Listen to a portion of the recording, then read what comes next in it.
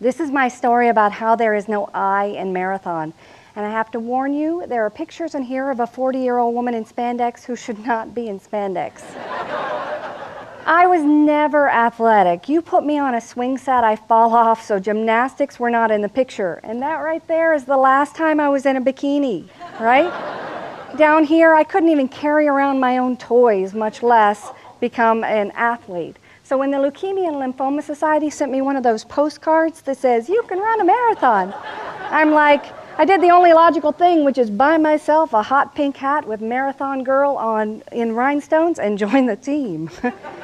I tell you, from the very beginning, I was hooked because I found out that charity marathons are the only place where a 40-year-old woman who is sweating and improperly garbed can run toward a whole group of people and they cheer. And the more they cheer bigger and bigger if you're late because they're waiting for you to get to the finish line so they can go home. At the beginning, it was all about the team. It was teamwork, and they united us in the goal of cancer sucks, and they encouraged us to find our own strength. And I got to tell you, my strength must have been perseverance, because with this hat and with my friend Rebecca, I crossed my first finish line on June 3rd, 2007. Very exciting. Rebecca and I were back of the packers. We kind of had this thing going, you know. We'd run for a little while, we'd snack for a little while. But we always worked together to get to the end.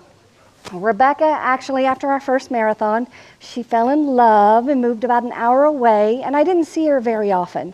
So when she called me out of the blue, like several years later, to say, hey, let's get together for dinner, I expected to see my friend Rebecca with me. You know, both of us were kind of on the large side. It was okay. We were going to have appetizers and extra dessert. But the woman who shows up is blonde, blue-eyed, tall, and skinny.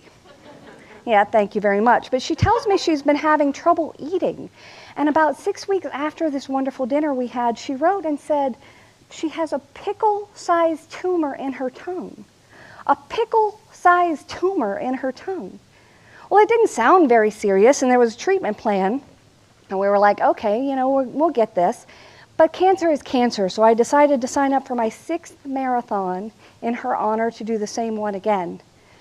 Her training, her treatment was going along just fine, but me, not so much. I was in the chiropractor twice a week with shin splints. I was doing pool running because the knees weren't good. And one time when I was running, when I finally got out on the road, I fell on my face on a rock and gave myself a beautiful shiner. In my mind, I had this idea that Rebecca was going to kind of get all better, and I gave her this shirt, and I was like, she's going to see me at the finish line. She's going to see me at the finish line. Her treatment was going well. And then it wasn't. It wasn't going well. And she died. My friend, blonde hair, blue eyes, ran a marathon with me, not yet 40 years old, newly married, mother of 2, died. All of a sudden, everything changed. It was back to that team, and I called upon my mentors. I called upon my coaches. I called upon people who told me, cancer sucks, we've got to unite. And I found that strength they told me to find, and it turns out it was fundraising. So I went to and did all kinds of crazy things, raised almost $8,000, more money than I ever thought I could raise in one season, to fight cancer, and I was one of the top fundraisers in the nation. On race day, I wasn't ready physically, but my team was there, and they showed up at the start line. They showed up in the middle. One woman showed up in flip-flops and ran a mile with me with her dog. And as I approached the end, the most amazing moment of my life happened when my friends, when my supporters lined up to run the last half mile with me. The woman on the end there is holding a box with a cupcake in it. And she's running in front of me to get me there. And when I crossed that finish line with this hat, with thoughts of Rebecca, with my husband, with my friends at my side, I said, this is a victory for all of our team, not just me.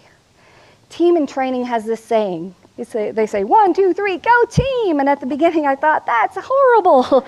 That's stupid. But when I crossed that finish line and I heard 1, 2, 3, go team, I finally knew what it meant. Thank you.